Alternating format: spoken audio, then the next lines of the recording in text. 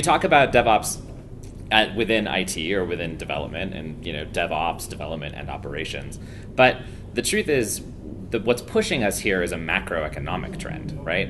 So there's this macroeconomic movement toward more software interaction and more software providing value. So Mark Andreessen talks about it as software eating the world, right? And what that really means is that more and more human beings are preferring software as the first line of mediation for their interactions.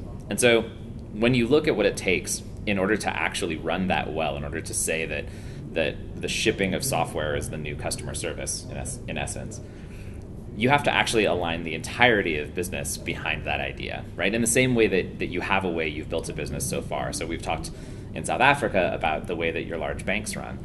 And they've got hundreds of years of history about how to run that bank and how to run it in a particular way that keeps it stable and available and makes people trust them and allows them to be these institutions that they are.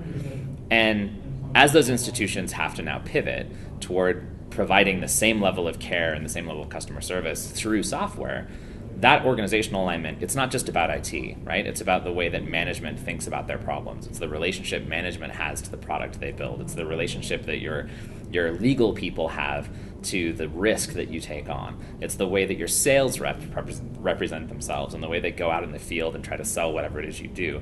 All of those relationships change, and all of their behaviors change as a side effect of trying to adapt to the way that market works. And it's not about IT pushing a new way of working onto the organization. It's the fact that in order for the organization to survive, it has to adapt to this new way that the market functions.